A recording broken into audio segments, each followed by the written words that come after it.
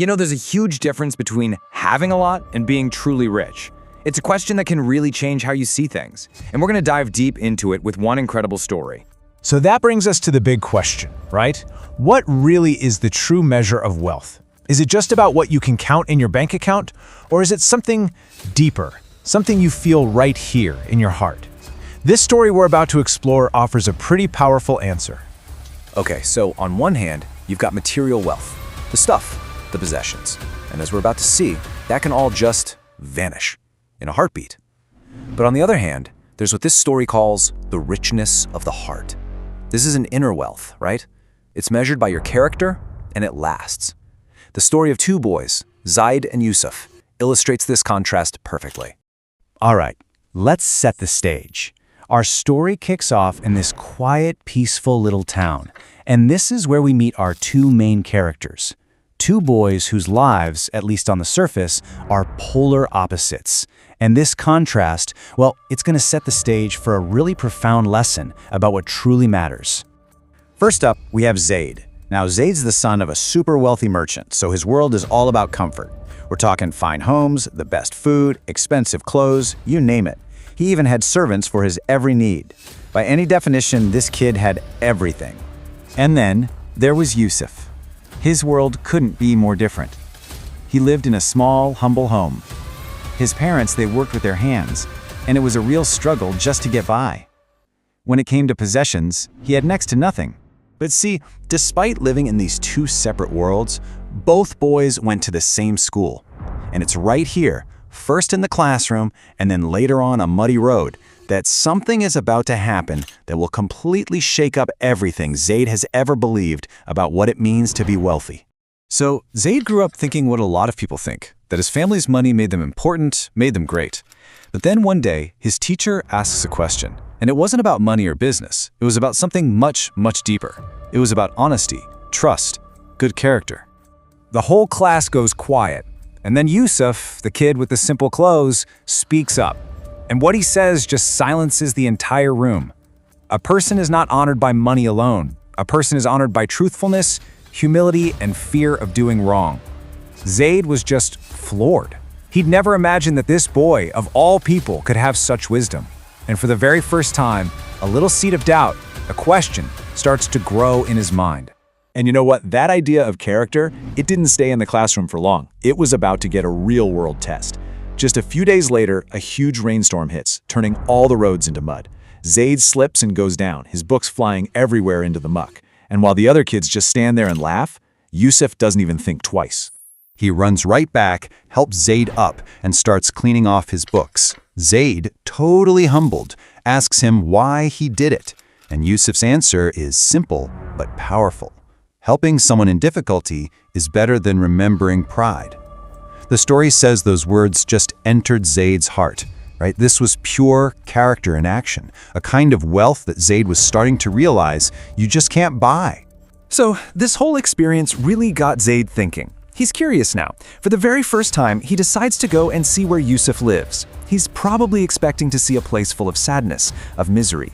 But what he actually finds, well, it's something that's going to change his life for good. And the difference he saw between their homes was just staggering. Yeah, his place was full of luxury, sure, but he knew deep down it wasn't always peaceful. Yusuf's home, on the other hand, it was small, it was simple, but it was overflowing with warmth, with smiles. You could just feel this deep gratitude for everything they had, no matter how little. What Zaid saw there was true contentment. And that night, Zaid just couldn't sleep. One question kept turning over and over in his mind, haunting him. How can someone with so little feel richer than me? I mean, this just flipped everything he'd ever been taught about wealth and happiness completely upside down. So eventually, Zaid just goes and asks Yusuf straight up, and Yusuf tells him what his father always taught him. Real richness is richness of the heart. If the heart is thankful, even little becomes enough. Think about that. This single idea, that a grateful heart is what creates real abundance, this was the lesson that would completely transform Zaid's entire life. But hold on, the story is far from over, because a massive trial is heading for Zaid's family. A test that's going to strip away all the material things and show them what and who really holds value in this world. So what happens? Zaid's father gets betrayed by some dishonest business partners. And just like that, their entire fortune collapses. The fancy homes? Sold. The servants? Gone. And the most telling part? All those friends who were always around when they had money, they vanished into thin air. It was a hard lesson, but Zaid learned that worldly status is unbelievably fragile. So at his absolute lowest point, feeling broken, feeling like he'd lost all respect in town, only one person was still there. Yusuf. He stood right by his friend's side and he told him, now you're going to find out who really values you for you, not for your money. This was the real deal, true friendship. And this whole ordeal, it didn't break Zaid. It transformed him. He didn't sit around complaining, he got to work. He helped his father rebuild their life, but this time, they built it on a totally new foundation of honesty. He was learning to be fair, kind, humble, compassionate. He was building all those character traits he had completely missed before. So, years go by, the boys grow up, and they both become respected men in their community. And their friendship? It was solid proof of the incredible journey they'd been on together. And this is where we get to the heart of it all, the final lesson of their story. One evening, Zaid, who's a successful merchant again, but in a much more humble way, turns to his old friend Yusuf. And he says to him, "Now I know you were rich long before I ever became rich." Wow. I mean, that's the ultimate admission, isn't it?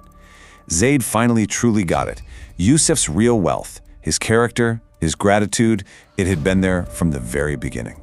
So what do we take away from all this? What's the real legacy here? Well, the story is pretty clear. A true legacy isn't about the stuff we collect. It's about the character we build.